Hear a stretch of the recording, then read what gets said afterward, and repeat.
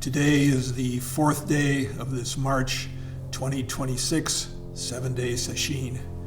I'm going to read again from the book Everything Arises, Everything Falls Away, Teachings on Impermanence and the End of Suffering by Ajahn Chah.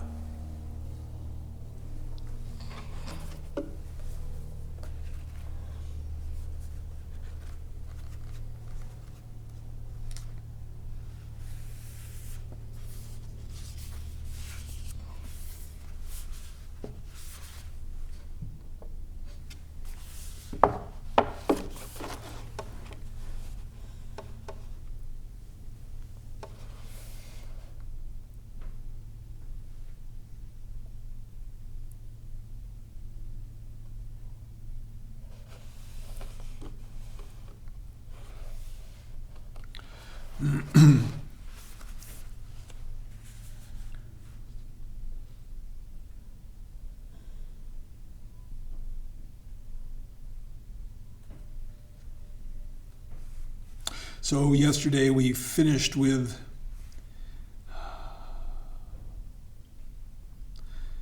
we are interested in what appears to be good and beautiful, and we feel that anything involving suffering is bad, but it's not like that. If there is suffering in the heart, it becomes the cause that makes you think about escaping. It leads you to contemplate. You will be intent on investigating to find out what is really going on, trying to see causes and their results. Really, if our suffering doesn't lead us to reflect, see how are we contributing to our problems, then it really is suffering.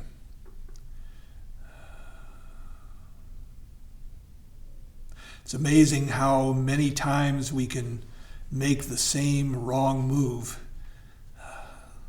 One example would be drifting mindlessly into thoughts again and again and again.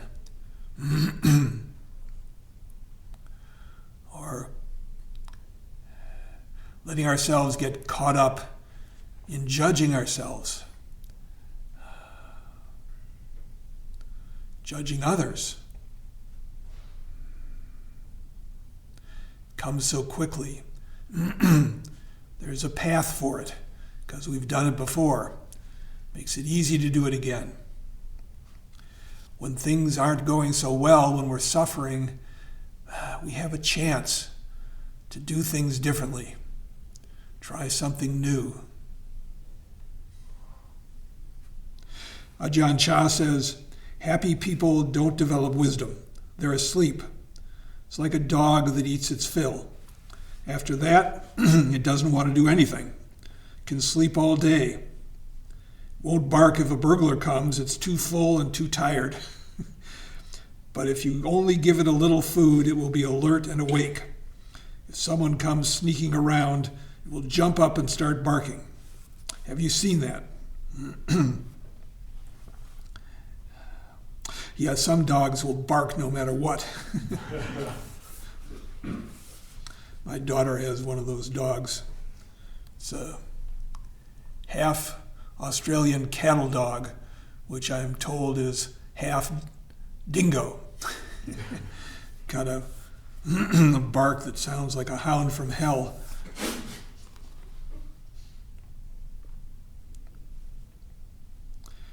Ajahn Chah says, we humans are trapped and imprisoned in this world and have troubles in such abundance, and we're always full of doubt, confusion, and worry. This is no game. So there's something we need to get rid of. According to the way of spiritual cultivation, we should give up our bodies, give up ourselves.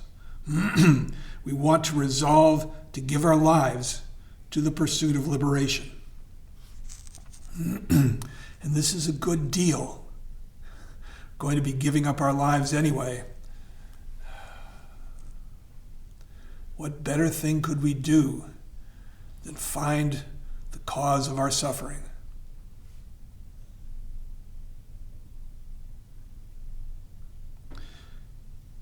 He says, if we speak of the subtle Dharma, most people will be frightened by it. They won't dare to enter it. Even saying, don't do evil, most people can't follow this. So I've sought all kinds of means to get this across, and one thing I often say is, no matter if we are delighted or upset, happy or suffering, shedding tears or singing songs, never mind, living in this world, we are living in a cage. We don't get beyond this condition of being in a cage. Even if you are rich, you're living in a cage. If you're poor, you're living in a cage. If you sing and dance, you're singing and dancing in a cage. If you watch a movie, you're watching it in a cage. And what is this cage? It's the cage of birth, the cage of aging, the cage of illness, the cage of death. In this way, we are imprisoned in the world. This is mine. This belongs to me. We don't know what we really are or what we're doing. Actually, all we are doing is accumulating suffering for ourselves. It's not something far away that causes our suffering, but we don't look at ourselves. However much happiness and comfort we may have, having been born, we cannot avoid aging. We must fall ill, and we must die. This is dukkha itself, here and now. The time we can be afflicted with pain or illness is always. It can happen at any moment. It's like we've stolen something. We could be arrested at any time because we've done that. That's our situation. We exist among harmful things, among danger and trouble, aging, illness, and death reign over our lives. We can't go elsewhere and escape them. They can come to catch us at any time. It's always a good opportunity for them. So we have to cede this to them and accept the situation. We have to plead guilty. If we do, the sentence won't be so heavy. If we don't, we suffer enormously. It's why it's useful to reflect on death. Our death, death of the people we love, pets we love, people we admire. It's the way of the world. Everybody goes, yeah, I know that. Yeah, okay. What's for lunch?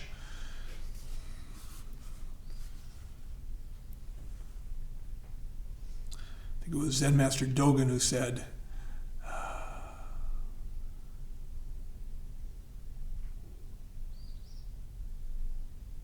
the inevitability of death and the uncertainty of the time of death. We don't know when our number is going to get called.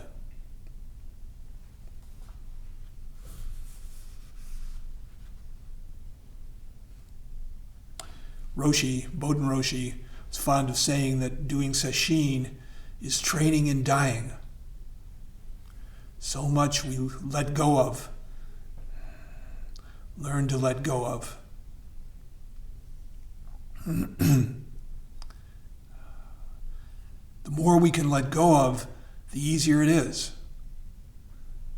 The more we hang on to, even hanging on to good results, the more burdened we are, the more we're thrown when things go in the other direction.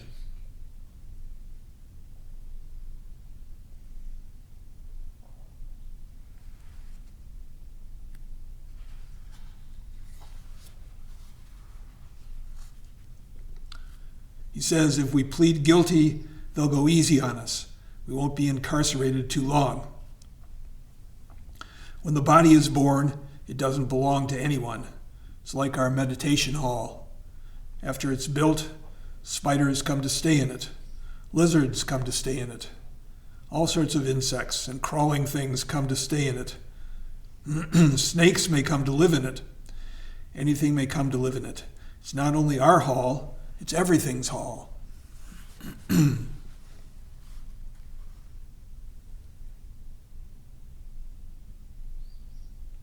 lot of creatures come to live here at Chapin Mill. and crawl upon the carpets.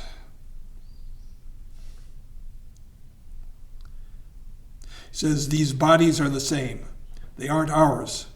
We come to stay in and depend on them. Illness, pain, and aging come to reside in them, and we are merely residing along with them. When these bodies reach the end of pain and illness and finally break up and die, that is not us dying. So don't hold on to any of this, but contemplate clearly, and your grasping will be gradually exhausted.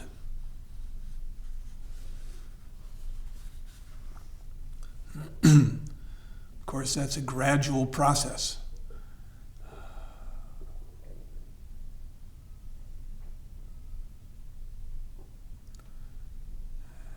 Gradually, our sense of self softens, like an ice cube melting.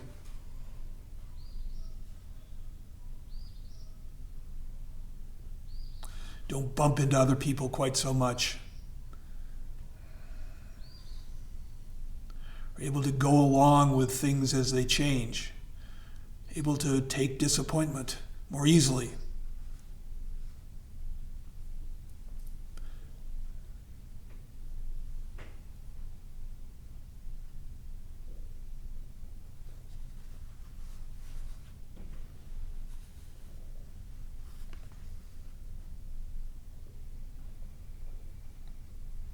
There's a practice that Anthony DeMello recommends.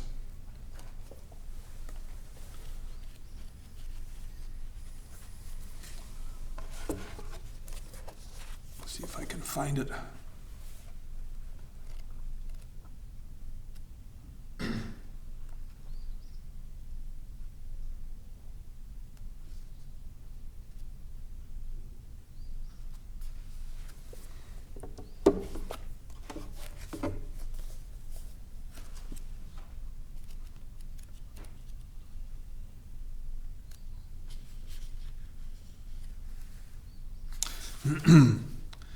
This is from DeMello's book, Awareness, The Perils and Opportunities of Reality, which I have read from many times.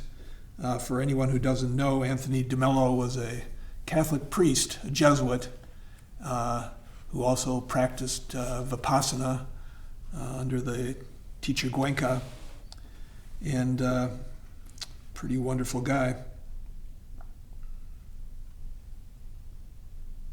He says, I've often said to people that the way to really live is to die. The passport to living is to imagine yourself in your grave. Imagine that you're lying in your coffin, any posture you like. In India, we put them in cross-legged. Sometimes they're carried that way to the burning ground. Sometimes, though, they're lying flat. So imagine you're lying flat and you're dead. Now look at your problems from that viewpoint. Changes everything, doesn't it? What a lovely, lovely meditation. Do it every day if you have the time. It's unbelievable, but you'll come alive. You see the body decomposing, then bones, then dust. Every time I talk about this, people say, how disgusting. But what's so disgusting about it? It's reality, for heaven's sake. But many of you don't want to see reality. You don't want to think of death. People don't live, most of you. You don't live. You're just keeping the body alive. That's not life. You're not living until it doesn't matter a tinker's damn to you whether you live or die. At that point, you live. When you're ready to lose your life, you live it. But if you're protecting your life, you're dead. If you're sitting up there in the attic and I say to you, come on down, and you say, oh no, I've read about people going downstairs. They slip and they break their necks. It's too dangerous. Or I can't get you to cross the street because you say, do you know how many people get run over when they cross the street? And if I can't get you to peep out of your little narrow beliefs and convictions and look at another world, you're dead.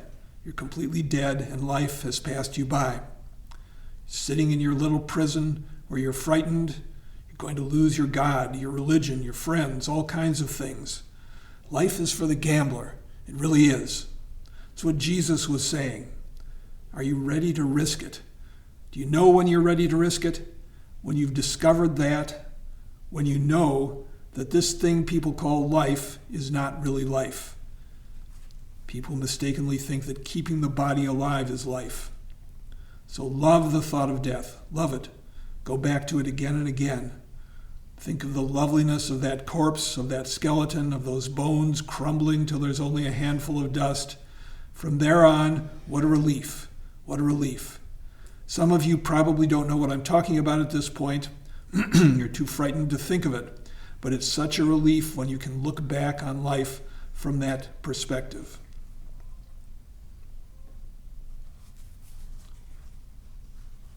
That imagining yourself dead is actually a Catholic spiritual exercise. In Buddhism, the monks, including Ajahn Chah, as we said the other day, would go to a graveyard, to the carnal grounds. And he mentions that. He says, or visit a graveyard. It's an enormously purifying and beautiful experience. You look at this name and you say, gee, he lived so many years ago, 2 centuries ago. He must have had all the problems that I have, must have had lots of sleepless nights. How crazy. We live for such a short time. An Italian poet said, we live in a flash of light, evening comes, and it is night forever. It's only a flash, and we waste it. We waste it with our anxiety, our worries, our concerns, our burdens. Now, as you make that meditation, you can just end up with information, but you may end up with awareness. And in that moment of awareness, you are new, at least as long as it lasts. Then you know the difference between information and awareness.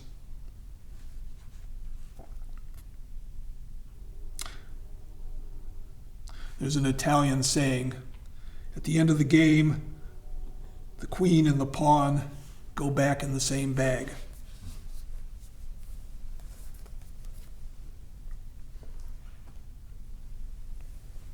Just makes sense to live the real life as it actually is. Want to wall off a little soft and safe place where things are okay and try to maintain that for as long as we can. As DeMello says, that's not life.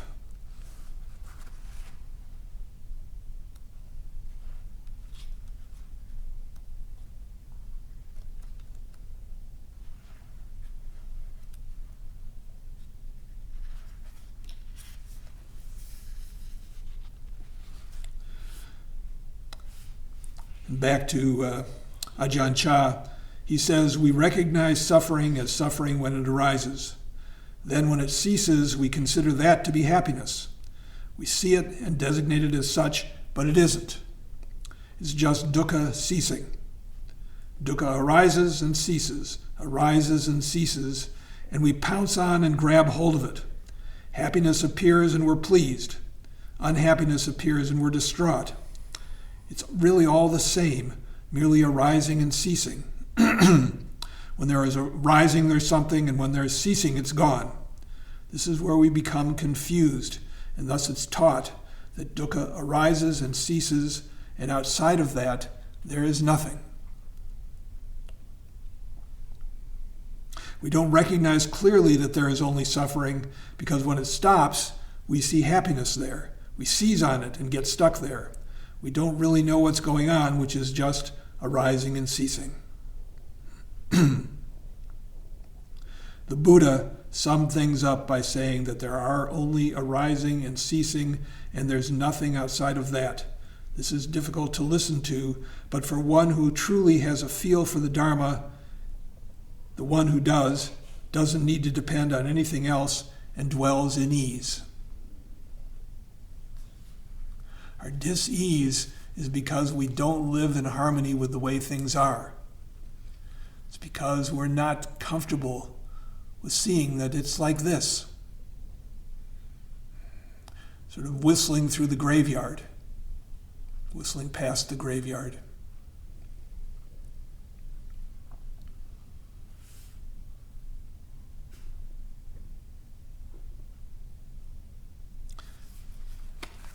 See it in Sesshin. There's that tendency to want to try to just find a way to get through without too much suffering and too much pain.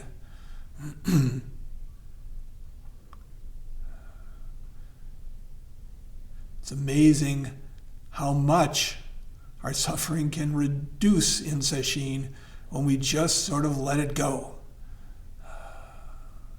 Don't worry so much about not getting every ounce of sleep.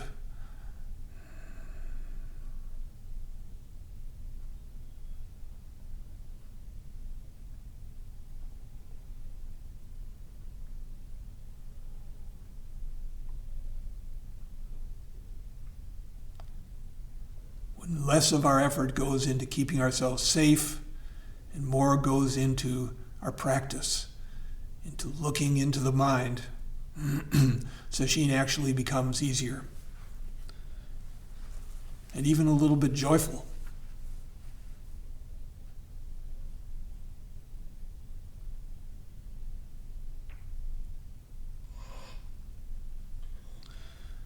He says, the truth is that in this world of ours, there is nothing that does anything to anybody. There's nothing to be anxious about. There's nothing worth crying over, nothing to laugh at. Nothing is inherently tragic or delightful, but such is what's ordinary for people. Our speech can be ordinary, relating to others according to the ordinary way of seeing things, that's okay. But if we are thinking in the ordinary way, that leads to tears.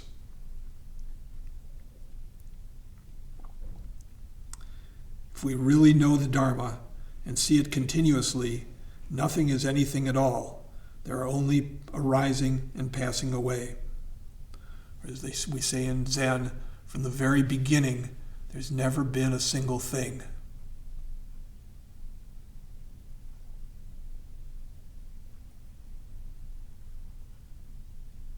It's only arising and passing away. There's no real happiness or suffering. The heart is at peace then, when there's no happiness or suffering. When there is happiness and suffering, there is becoming and birth, meaning ceaseless transformation.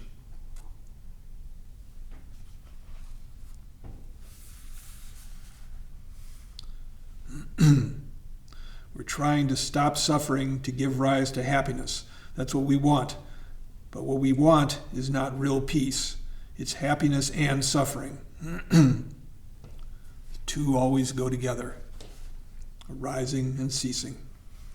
The aim of the Buddha's teaching is to practice to create a type of karma that is beyond happiness and suffering and that will bring peace. But usually we can only think about that having happiness will bring us peace, and if we find some happiness, we think that's good enough. We get so excited when things go right.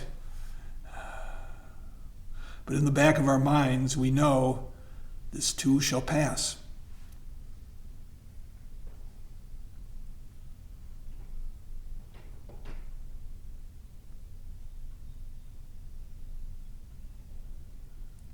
It says doing good is supposed to bring good results, and if we get that, we're happy. We think that's all we need to do, and we stop there. But can good experiences give us lasting satisfaction?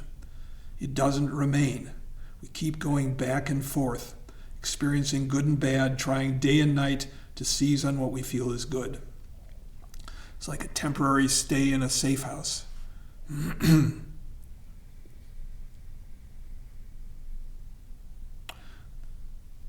The Buddha's teaching is that first we should give up evil, and then we should practice what is good.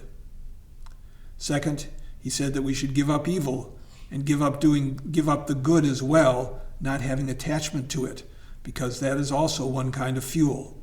When there is something that is fuel, it will eventually burst into flame. Good is fuel, bad is fuel.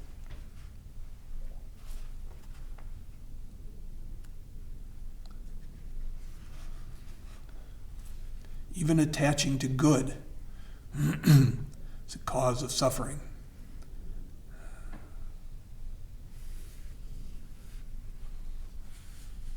There's that phrase, the irritability of saints.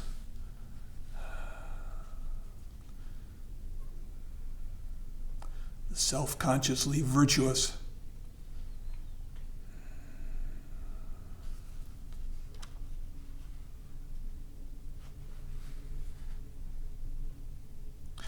it's all about just letting go our grip, not seizing on anything, realizing that it just keeps changing.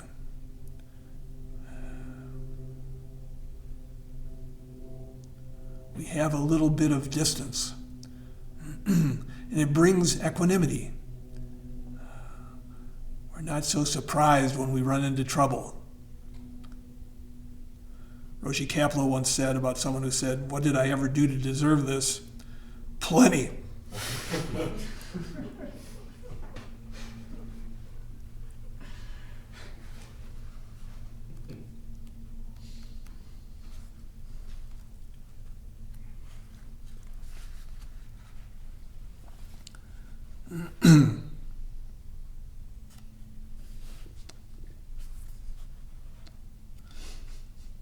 Moving on to a new section, it's entitled Practice Like the Four Elements. It says, when we're new to it, training in samadhi is difficult. Anything is difficult when we don't know how to do it, but training at it, this can change. That which is useful can eventually overcome and surpass that which is not. We tend to become faint-hearted as we struggle. This is a normal reaction, and we all go through it. So it's important to train for some time. Yeah, a few lifetimes probably. It's like making a path through the forest. At first it's rough going with lots of obstructions, but returning to it again and again, we clear the way. After a while, we've removed the branches and stumps, and the ground becomes firm and smooth from being walked on repeatedly. Then we have a good path for walking through the forest. This is what it's like when we train the mind. Keeping at it, the mind becomes illumined. The Buddha and his disciples were once ordinary beings, but they developed themselves to progress through the stages of enlightenment, and they did this through training.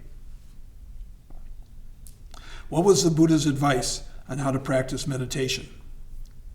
He taught to practice like the earth, to practice like water, to practice like fire, to practice like wind. Practice like the old things. The things we are already made of, the solid element of earth, the liquid element of water, the warming element of fire, the moving element of wind.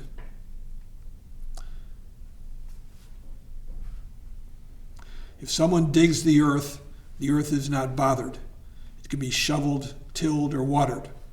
Rotten things can be buried in it, but the earth will remain indifferent. Water can be boiled or frozen, used to wash something dirty. It's not affected. Fire can burn beautiful and fragrant things or ugly and foul things. Doesn't matter to the fire. And when the wind blows, it blows on all sorts of things, fresh and rotten, without concern. The Buddha used this analogy. The aggregation that is us is merely a coming together of the elements of earth, water, fire, and air. If you try to find an actual person there, you can't. There are only these collections of elements, the only causes and conditions, the patterns, processes.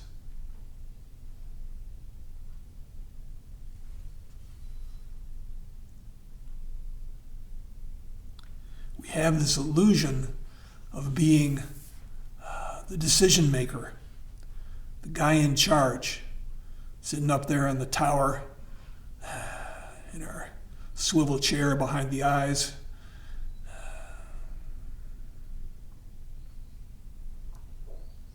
But science tells us that when we decide something, we already had decided it. Actually, if you follow the neural process, somebody looking at the graph or watching the process can see the decision made before the person reports the decision. They say, when you jump off of a diving board, when you take that leap, you decided seconds beforehand. But we don't see that. Those processes are hidden from us. Through evolution, we've gained the ability to see at a certain stage in the chain of events that leads to any action, any decision that a being makes. We become aware of it, gives us a sense of ownership, and probably the reason we can do that is because it has some benefit. If we don't feel like we're in charge, we're going to walk into walls.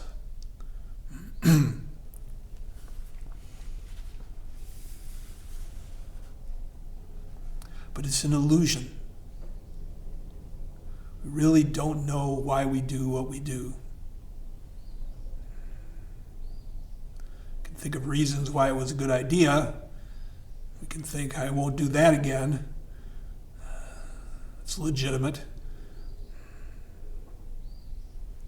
Things we take credit for, anything we take credit for, or we take the blame for.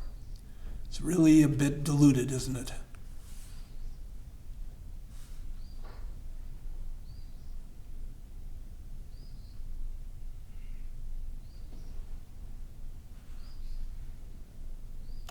Again, he says, if you try to find an actual person there, you can't. There are only these collections of elements. But for all our lives, we never thought to separate them like this to see what's really there. We've only thought, this is me, this is mine. We've always seen everything in terms of a self, never seeing that there are merely earth, water, fire, and air. But the Buddha teaches us in this way. He talks about the four elements and urges us to see that this is what we are. There are earth, water, fire, and air. There is no person here.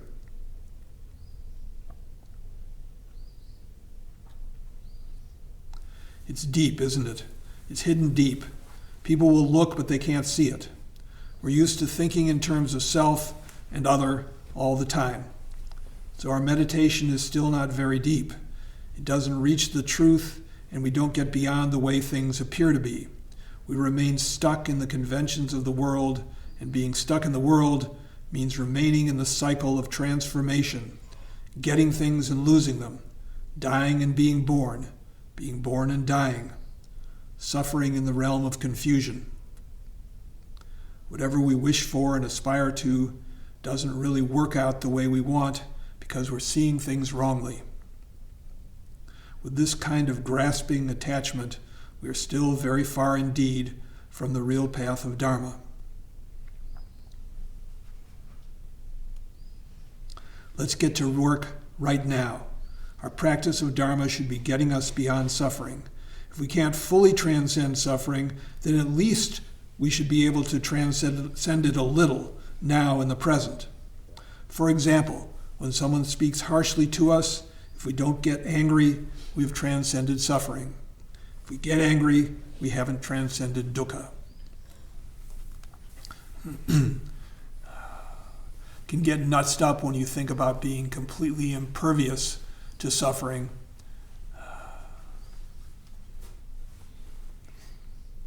Being completely awake. But we can go in the right direction.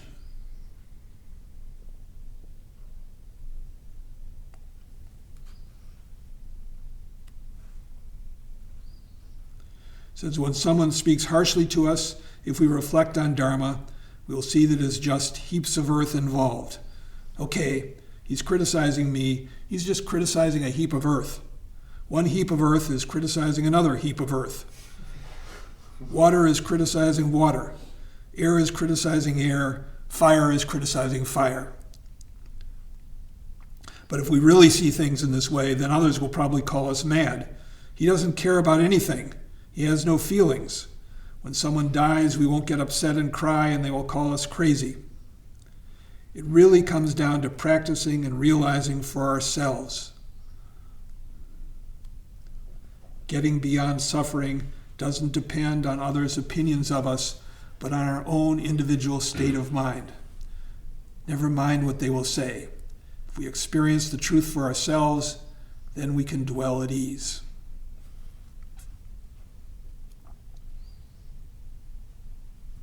Really, when we forget the self, then we can dwell at ease.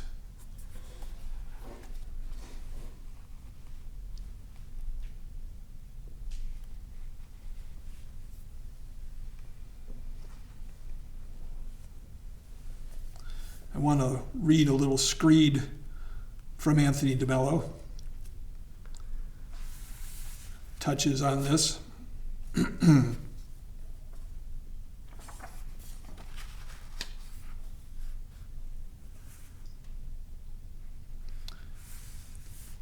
Says, do you want to see how mechanical you really are? My, that's a lovely shirt you're wearing.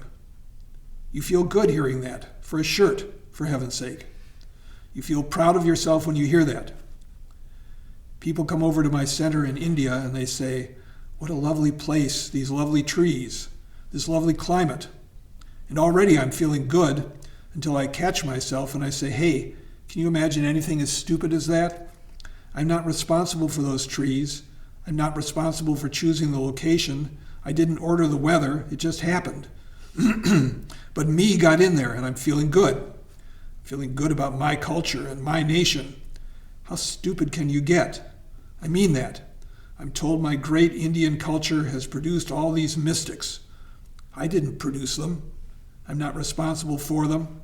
Or they tell me, this country of yours and its poverty is disgusting. I feel ashamed. But I didn't create it. What's going on? Did you ever stop to think? People tell you, I think you're very charming, and so I feel wonderful. I get a positive stroke. That's why they call it, I'm okay, you're okay. That was a book that was quite popular in the early 70s, bestseller. He says, I'm going to write a book someday, and the title will be, I'm an ass, you're an ass. It's the most liberating, wonderful thing in the world when you openly admit you're an ass. It's wonderful. When people tell me you're wrong, I say, what can you expect of an ass?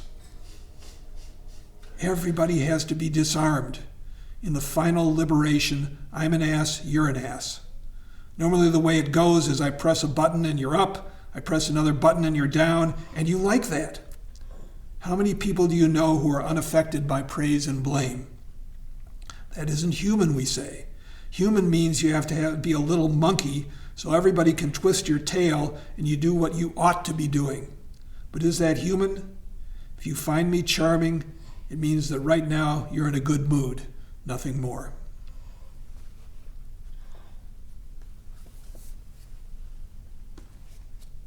And the fact of the matter is, we do feel proud when people praise us, and we do feel ashamed when we're criticized. But that moderates. We realize we're not even there.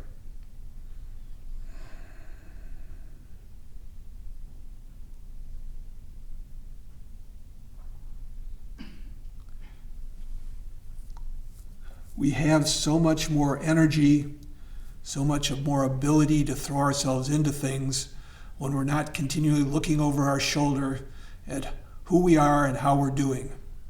We're not always thinking of ourselves in opposition to others. When we're actually beginning to live the Buddhist truth. There is no permanent self. There is nothing fixed. Only causes and conditions.